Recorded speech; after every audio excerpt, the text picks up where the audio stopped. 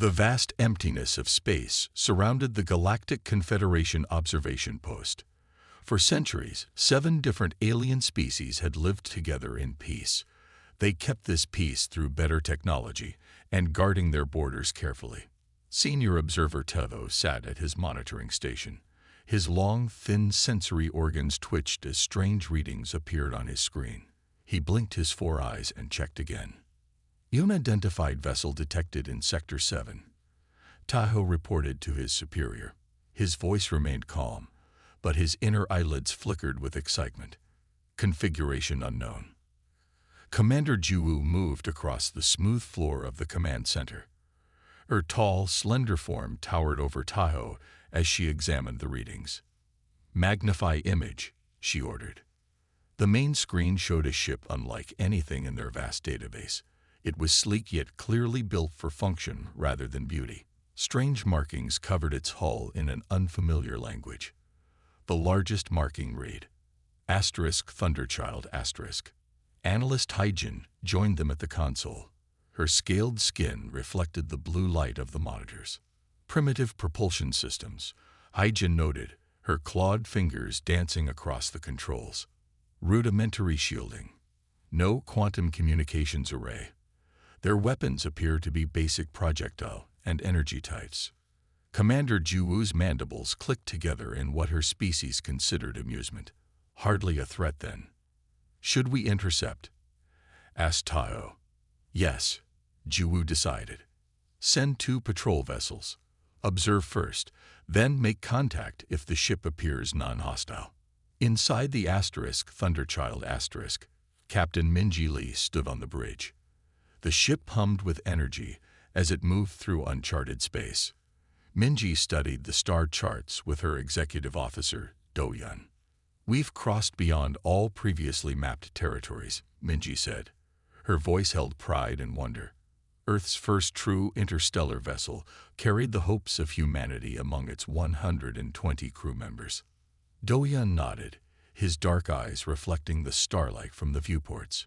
"The quantum drive is performing better than expected. We've traveled twice the distance our mission parameters called for." "Any interesting readings?" Minji asked. "Nothing yet," Do-Yun replied. "Just normal space phenomena. Stars, planets, asteroids. No signs off." The communications array suddenly lit up. Strange symbols flashed across their screens. "Captain," Communications Officer Jimin called out, his fingers rushing over his control panel. "We're receiving a transmission on multiple frequencies." The bridge crew fell silent. After decades of searching the stars for other intelligent life, this moment held special meaning. "Can you translate it?" Minji asked, moving to stand behind Jimin. "The computer is processing the language patterns now," Jimin said. His eyes widened as the symbols began transforming into readable text. It's working. The translation algorithm is finding patterns." "They're hailing us," Jimin announced, surprise evident in his voice. "We're not alone out here." Minji straightened her uniform jacket. "Put it on screen." The main view screen flickered and showed a being unlike anything any human had ever seen. It had 4 arms, a triangular head, and skin that seemed to shimmer with metallic highlights. "Unknown vessel," the alien spoke, its words translated by the ship's computer. "You have entered Galactic Confederation territory. Identify yourself and state your purpose." The bridge crew stared in amazement. First contact. The moment humanity had dreamed about for centuries. "Open a channel," Minji ordered, her voice steady despite her racing heart. "This is Captain Minji Lee of the Earth vessel *Thunderchild*. We are on a peaceful exploration mission from the planet Earth. We were unaware this region was claimed territory. We come with peaceful intentions." There was a pause as the translation worked both ways. "Earth vessel," came the reply. "Hold position. 2 ships are approaching to escort you to a proper meeting point. Do not deviate or take hostile action." On the screen, they could now see 2 sleek vessels approaching. They moved with incredible grace, their hulls shimmering with what appeared to be living metal. "Tactical assessment." Minji asked quietly. Tactical Officer Sunmi checked her readings. Their technology is far advanced beyond ours, Captain. Those ships are about twice our size, but appear to have energy signatures 10 times more powerful. Their hulls contain elements not on our periodic table. Minji nodded. Maintain peaceful posture. All weapons systems remain offline. Let's not give them any reason to be concerned. As the alien ships drew closer, the crew of the Thunderchild could see more details. The vessels had no visible engines or weapons, yet they moved with precision that suggested incredible control. Captain, Science Officer Hannah called from her station. I'm detecting scan beams passing through our hull. They're examining everything. Our technology, our biology, possibly even our computer systems. Doyan frowned. That seems invasive.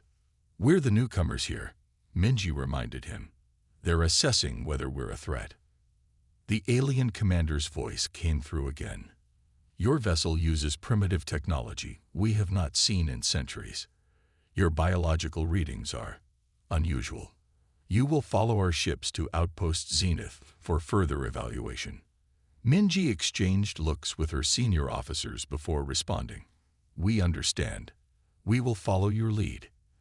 As the Thunderchild fell in behind the alien escorts, the crew couldn't help but feel both excitement and unease. They had found intelligent life, but they were clearly the less advanced party in this first contact. Send a message back to Earth, Minji instructed Jimin. Include all data we've gathered. Tell them we've made first contact with an advanced civilization, calling themselves the Galactic Confederation. What should have been humanity's greatest achievement now felt more like walking into the den of vastly superior beings. As the ships accelerated toward their destination, nobody on the Thunderchild knew whether they were heading toward a new era of cosmic friendship or something far more dangerous. The meeting with the Confederation representatives had been polite. Almost too polite, Captain Minji thought as she sat in her quarters reviewing the diplomatic recordings. The aliens had shown them strange and wonderful technology, offered trade possibilities, and invited the Thunderchild to visit their nearest outpost for further cultural exchange. Something didn't feel right. The captain's instincts, honed through years of leadership, sent warning signals to her brain. The aliens were hiding something. Minji called a private meeting with her senior officers in the ship's secure conference room. They're being helpful, said Communications Officer Jimin. Maybe they genuinely want peaceful relations. Security Chief Junho shook his head. I studied their body language. They seem nervous when we ask about other species in this region. And have you noticed how they avoid questions about their military? They did scan our entire ship without permission, added Science Officer Hannah. That suggests they don't fully trust us either. The Thunderchild continued following 2 escort vessels toward the Confederation outpost. 3 days passed without incident. The journey was smooth, but tension grew among the human crew. Junho approached Captain Minji on the bridge during the night shift when fewer crew members were present. I don't trust their hospitality, Junho said quietly. My security team reports the escort ships occasionally drop out of formation for brief periods before rejoining us. They could be reporting to someone. Minji nodded. Keep weapons systems on standby. Don't make it obvious, but be ready. Already done, Captain. The 4th morning of their journey began like the others. Minji was reviewing star charts with Doyan when the peaceful hum of the ship was shattered by blaring alarms. Multiple vessels decloaking at coordinates 227 Mark 349, shouted Tactical Officer Yunji, her fingers flying across her console. 5. No, 7 ships. Energy weapons charging. The main view screen showed several dark, angular vessels appearing from empty space. Unlike the smooth, elegant lines of the Confederation escorts, these ships bristled with visible weapons. The Confederation liaison, an alien named Kibo, rushed onto the bridge. Captain, those are Biol ships. They're a rebellious faction within our confederation. You must." His words were cut short as the ship rocked violently from impact. Red emergency lights flickered on as systems reported damage. "Shields at 62%, called out Engineering Officer Sunwoo over the comm. "Direct hit to our port side." Minji gripped her command chair. "Evasive maneuvers. Bring weapons online." The Baiol believe all new species must be destroyed before they become threats, Kibo explained, steadying himself against a console. "Our government does not support this view, but the Baiol are powerful." Another blast hit the ship, stronger than the first. The bridge shook, and sparks flew from a secondary console. "Where are our escort ships?" Minji demanded. "They're engaging 2 of the Baiol vessels," Yunji reported, "but they're outnumbered." Minji assessed the situation quickly. The Thunderchild couldn't win in a direct fight against technologically superior vessels. They needed an advantage. "Juno, return fire. Target their lead ship's propulsion systems," Minji ordered. "Dohyun, plot us a course through that asteroid field ahead." Dohyun's eyes widened. "The asteroid field? But our shields can't handle that kind of punishment right now." "They can't either," Minji interrupted, pointing to the dense field of spinning rocks. "And we're more maneuverable. Their ships are bigger and less agile." Understanding dawned on Dohyun's face as he began calculating the course. The Thunderchild's human-designed engines roared to life. The ship surged forward, leaving their escort vessels behind and drawing the Baiol ships after them. The human vessel fired repeatedly at the lead enemy ship, not causing significant damage but drawing their attention and anger. "They're following us," Yunji confirmed. All 5 remaining Baiol ships. As they approached the asteroid field, Minji took manual control. What followed was a demonstration of human reflexes and intuition that left the pursuing aliens bewildered. The Thunderchild darted between massive rocks, sometimes with only meters to spare. Warning alarms sounded constantly as shields scraped against smaller asteroids. "Shields down to 31%, Sunwoo reported from engineering. Behind them, one of the Baiol ships misjudged a turn and crashed into a massive asteroid, erupting in a ball of blue-green flame. Another took heavy damage from a collision with a smaller rock. "They're falling back," Shino called out. 2 ships remaining in pursuit. Minji didn't ease up. She guided the ship deeper into the field, using the larger asteroids as cover. When a pursuing ship appeared from behind a rock formation, the Thunderchild would fire quickly before disappearing again. "Their ships are more powerful but less maneuverable," Minji explained as she worked. "And their captains rely too much on automated systems. We're being unpredictable." After 20 tense minutes, the Thunderchild emerged on the other side of the asteroid field. One Baiol ship still followed, though it was clearly damaged. Its weapons fired wildly, most missing their target. "Chuno, concentrate all remaining weapon power on their engine section," Minji ordered. The Thunderchild's weapons hit their mark. The Baiol ship's engines flared brightly, then went dark. It drifted, powerless. When they finally broke free into open space, the human ship was damaged but intact. Warning lights still flashed on multiple decks, and reports of injuries came in from throughout the vessel, but they had survived.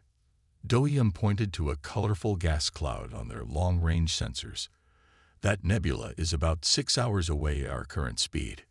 "Take us into that nebula," Minji ordered. "We need time to regroup and make repairs. The gas clouds will help hide us from their sensors." As the Thunderchild limped toward the distant sanctuary, Kibo approached Captain Minji. "I did not know the Baiol would attack," he said. "But I must admit, I have never seen a ship maneuver like yours.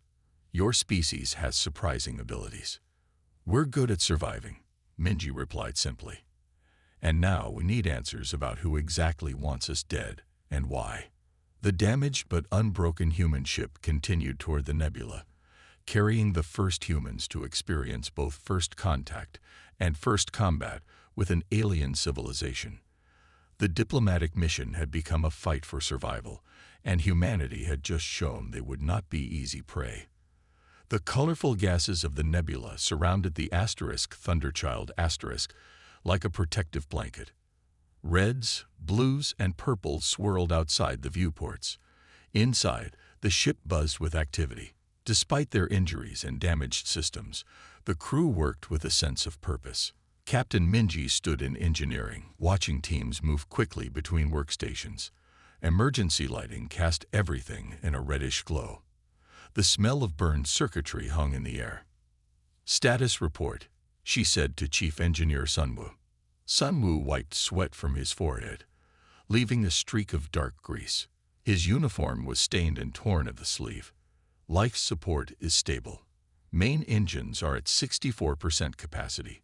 Shields are the biggest concern. They're only at 28% strength." Minji frowned. "How long until we can leave the nebula?" "At least a week for essential repairs," Sunwoo said. "Maybe 2 for anything close to full capacity." Their conversation was interrupted when Security Chief Juno entered, carrying a large metal container. "We collected debris from the Biol ship we damaged," Junho explained. "Pieces that floated free after we hit their engines. I thought engineering might want to look at them." Sunwoo's eyes lit up. He opened the container and carefully removed several odd-shaped components. Some glowed faintly despite being disconnected from any power source. After several hours of examination, Sunwoo called the captain back to engineering. His excitement was clear in his voice. "Look at this," Sunwoo said, pointing to components salvaged from the debris. A crystal-like structure sat on his workbench, connected to human testing equipment.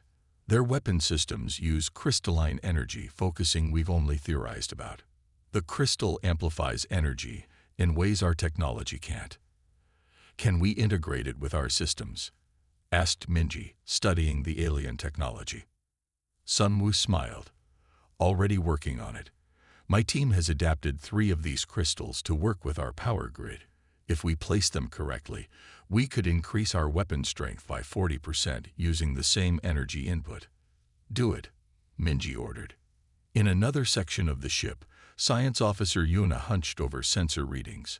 She'd been analyzing data from their battle with the Biol ships. Something interesting had caught her attention.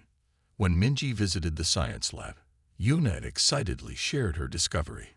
"Their ship's sensors can't penetrate certain radiation bands our systems filter out automatically," Yuna explained, showing Minji the comparison charts. "It's the gamma-delta spectrum. Our shielding handles it because Earth has naturally occurring radiation in these bands. Their homeworlds might not." "How does this help us?" Minji asked. "We could use that weakness," Yuna explained.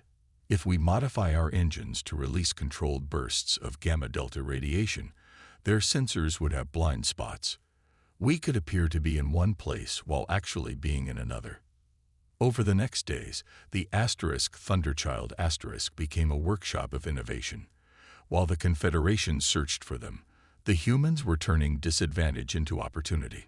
Tactical Officer Yunji worked with Humo to develop new battle strategies based on what they'd learned about Biol ships. Communications Officer Jimin studied the alien language patterns they'd recorded, improving their translation algorithms to better understand enemy communications. Even Kibo, their Confederation liaison, was impressed by human adaptability. "Your species works differently than ours," he observed, watching the crew modify systems. "When the Confederation encounters a problem, we consult centuries of established procedures. You humans, you invent new procedures on the spot. It's how we've survived on Earth," Minji explained. "Our planet has changed rapidly many times. Species that couldn't adapt quickly died out. What the aliens didn't understand was humanity's greatest strength: adaptation under pressure. Humans evolved on a planet of constant change and danger. This created minds that thrived on solving new problems." 1 week passed, then another. The damaged sections of the ship were repaired, but the Thunderchild no longer looked purely human in design. Salvaged alien technology had been integrated throughout its systems. Sunwoo's team had rebuilt the weapons arrays using the crystalline focusing technology. The shields now projected an energy pattern that mimicked Confederation signatures, potentially confusing enemy targeting systems. In the shuttle bay, the crew's 2 exploration pods had been modified with cloaking technology reverse-engineered from studying the Biol ship systems. Captain Minji called a meeting of all department heads to discuss their next move. "The nebula has hidden us well," she said, "but we can't stay here forever. We need to contact Earth about what we've discovered, and we need to find allies within the Confederation." "The Biol will be waiting for us," Junho pointed out. "They'll have patrol ships watching all routes out of this sector." "That's counting on us behaving like prey," Minji said with determination. "But we're not prey anymore." She brought up a star chart showing their position and the known locations of Confederation outposts. "Here's my plan. We don't run. We take the fight to them." The officers listened as Minji outlined a bold strategy. Instead of sneaking away, they would head directly toward the nearest Confederation diplomatic station. The modified shuttle pods would act as decoys, drawing away any Biol ships, while the Thunderchild would make itself known to the main Confederation forces. "Are we ready for this?" Do-hyun asked. "If the entire Biol fleet comes after us." "They think we're just primitives who got lucky," Minji replied. "They don't know what we've been doing in here." 2 weeks after entering the nebula, the Thunderchild prepared to emerge. The ship looked different now. Its hull incorporated salvaged alien technology, its weapon systems reconfigured based on observed weaknesses. Even its energy signature had been altered to confuse enemy sensors. The crew took their positions, faces set with determination. They had entered Confederation space as explorers. They would continue as warriors if necessary. Captain Minji stood on the bridge, looking at each of her officers. Despite everything they'd been through, their spirit remained unbroken. "They thought we were harmless," Minji said to her assembled officers. "Let's show them how wrong they were." The engines hummed with new power as the Thunderchild moved toward the edge of the nebula, ready to face whatever waited beyond. The massive Biol flagship, Destiny's Hand dominated the center of their fleet formation. 20 warships surrounded it in a protective pattern. Lore Master Yuma stood on her command deck, her tall, slender form rigid with anger as she watched the tactical display. "The human vessel has been detected leaving the nebula," her first officer reported. "They appear to be heading directly toward Confederation Diplomatic Station 7. Yunha's 4-fingered hand tightened around her command staff. "Intercept them. All ships engage. This time, leave nothing but debris." The Biol fleet moved with precision, their ships accelerating to cut off the human vessel's path. Their sensors detected the Thunderchild almost immediately, its energy signature clear against the blackness of space. "Target locked," the weapons officer announced. "Firing solutions ready." "Fire," Yuma ordered. 20 beams of energy lanced toward the human ship. But something strange happened. The beams passed through the target, hitting nothing but empty space. "It's a sensor ghost," the tactical officer exclaimed. "The real ship is." Before he could finish, alarms blared throughout the Biol flagship. The Thunderchild appeared behind them, seemingly materializing from nowhere. Its weapons fired, striking a Biol cruiser with unexpected precision. "How did they mask their approach?" Yoon had demanded. "Unknown, Lore Master. Their ship is emitting radiation patterns our sensors can't properly track." On the bridge of the Thunderchild Captain Minji watched her plan unfold. Yuna's radiation masking technology had worked perfectly. The Biol ships were now turning to engage them, but confusion had cost them their initial advantage. "Evasive pattern Delta," Minji ordered. "Chuno, target their communication arrays first." The human ship moved with surprising speed, changing direction faster than the larger alien vessels. Its modified weapons struck a second Biol ship, disabling its ability to coordinate with the fleet. Loremaster Yuma stared at the tactical display in disbelief. The human ship had not only survived their initial assault, but had already destroyed 3 of her vessels. "Impossible," she hissed, her voice barely above a whisper. "Their technology is centuries behind ours." Yet the evidence was undeniable. The humans were using modified versions of Confederation technology, combined with tactics no civilized species would consider. "They're jumping in and out of FTL within the battle zone," her tactical officer reported, his voice betraying his shock. "They make micro-jumps lasting only seconds. It's causing unpredictable gravity wells that are disrupting our targeting systems." This was unheard of. FTL travel was for long-distance journeys between star systems. Using it in close-quarters combat was considered both dangerous and impossible by Confederation standards. The power requirements alone should have burned out their engines. "How are they doing this?" Yuma demanded. "They've modified their drive system. It appears they're sacrificing safety protocols for tactical advantage." The Thunderchild was outnumbered 20-1. Yet fighting as though victory was certain. When targeted by multiple ships, it would accelerate toward the nearest celestial body, using gravity assists to change course faster than the aliens could track. "Surround them," Yunha ordered. "All ships, tighten the formation. Don't let them escape this time." Inside the human ship, the situation was becoming desperate. Despite their clever modifications and tactics, the sheer firepower of the Biol fleet was taking its toll. The bridge shook violently as another hit landed. A support beam crashed down from the ceiling, narrowly missing Communications Officer Jimin. Smoke filled the air, and emergency lighting flickered. "Damage report," Minji called out, steadying herself against her command chair. "Engineering decks are on fire," Do-Yun reported, reading incoming data from his console. "Life support is failing on 2 levels. We've evacuated all personnel to secure areas." Security Chief Juno wiped blood from his face where a console explosion had cut his forehead. "We've lost starboard weapons," he reported grimly. "Port weapons are at 30% power and falling." Captain Minji gripped her command chair, her knuckles white. They had hurt the Biol fleet, but the battle was turning against them. They needed something decisive. "Engine status?" she asked. "Main reactor is overheating." Engineering Officer Sunwoo's voice came through the comm. "We can't maintain this level of power output much longer." Minji made a quick decision. "Dump the emergency coolant reserves into the main reactor. We need one big push. That will burn out the core," warned Do-Yun, looking up from his station with alarm.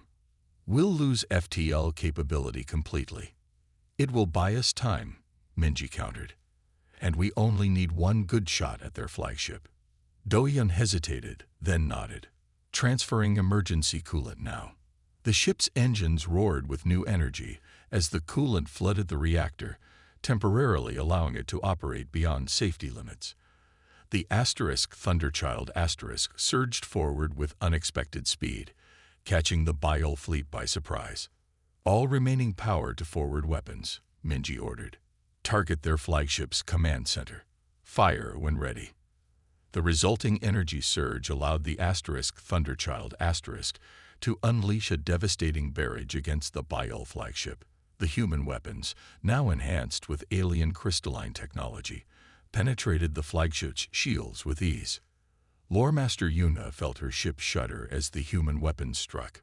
Warning lights flashed around her command center. "Shields failing," her officer shouted. "Multiple hull breaches. Reactor containment compromised."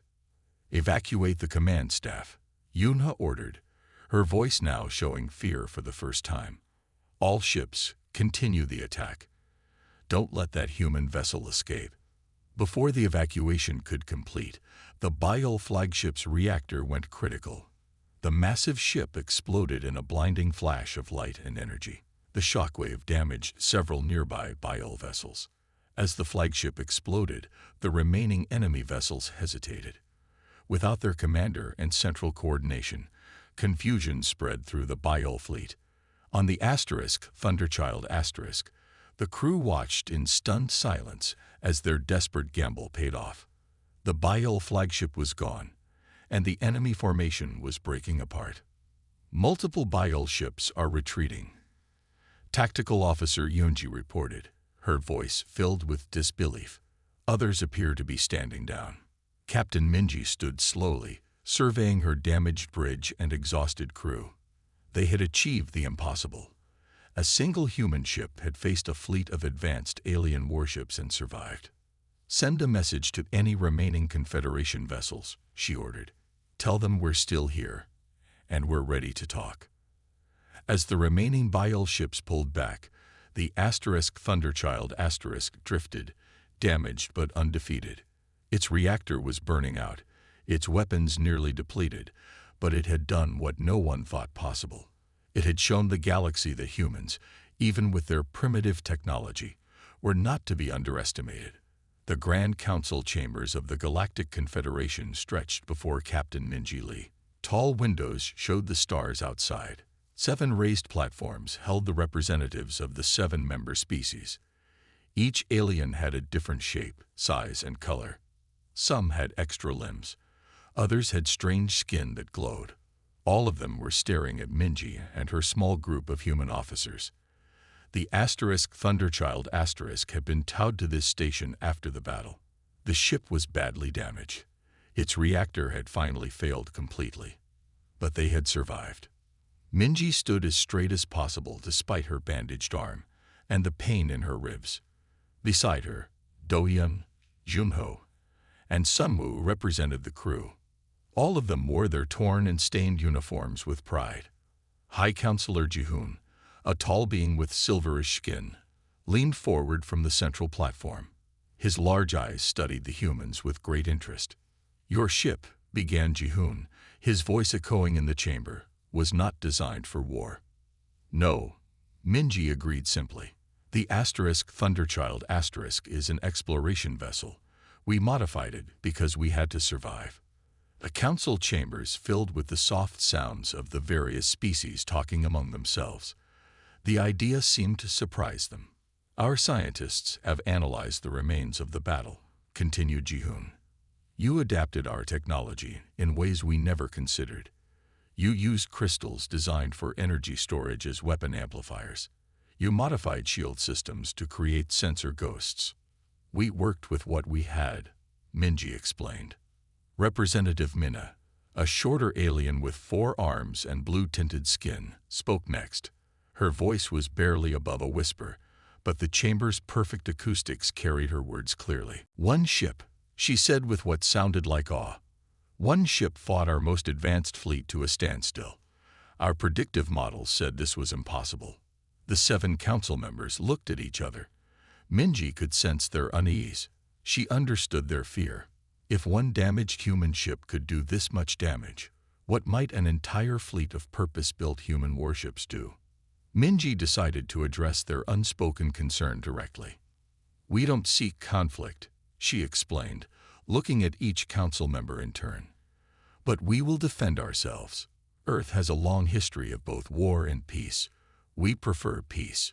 We came here to explore and learn, not to fight." Counselor Jihoon nodded slowly. "The Biel faction has been a problem for many cycles. They believe any new species must be eliminated before they can become a threat. Now, they have become the very thing they feared. What will happen to them?" Dohyun asked. "The remaining Biel ships have withdrawn to their home system," Jihoon explained. "Their leadership is in chaos after the loss of Lore Master Yuna. The Confederation will restrict their movements until they agree to accept our laws again." A different council member, whose species resembled a tall insect, spoke next. "What do humans want from the Confederation?" he asked. "Territory, technology, protection." Minji had thought carefully about this question during the days they had spent at the station. "We want to exchange knowledge," she said. "We want to learn about new worlds, new life forms, new ideas. And we offer the same in return. Humans may not have your technology, but we have our own strengths to contribute." The council members conferred among themselves for several minutes. Finally, Ji-hoon spoke again. Perhaps, he suggested, his tone more welcoming than before, there is much we could learn from each other. Your adaptability and creative thinking are unique among species we have encountered. Over the next weeks, the crew of the Thunderchild stayed at the Confederation Station. They shared information about Earth and human culture. In return, they learned about the 7 member species and their histories. Engineers from both sides worked together to repair the Thunderchild. The human ship was rebuilt with a mixture of Earth and Confederation technology. Captain Minji worked with Counselor Ji-hoon to draft the first treaty between Earth and the Galactic Confederation. It would establish communication channels, trade routes, and protocols for future meetings. When debate arose about whether humans were advanced enough to join the Confederation as equals, Ji-hoon surprised everyone by becoming humanity's strongest advocate. A species should not be judged by the age of their technology, he told the council, but by what they do with it. These humans have shown wisdom, courage, and remarkable ability. They have earned their place among us. 3 months after the battle with the Biol fleet, the Thunderchild was ready to return home. It looked different now. Its hull gleamed with new materials. Its engines contained technology that Earth scientists would study for decades. As they prepared to leave, Counselor Ji-hoon presented Captain Minji with a small crystal device.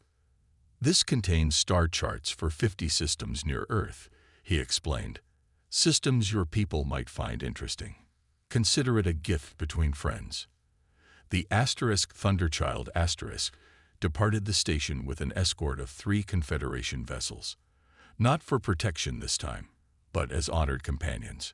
Together, they would travel to Earth to formalize the new alliance. As they approached Earth's solar system, excitement grew among the crew. They had left as explorers, survived as warriors, and were returning as ambassadors. Captain Minji stood on the bridge beside Do-yeon, watching as the blue planet grew larger on their view screen. Behind them, the Confederation ships maintained formation, their crews eager for their first glimpse of the human homeworld.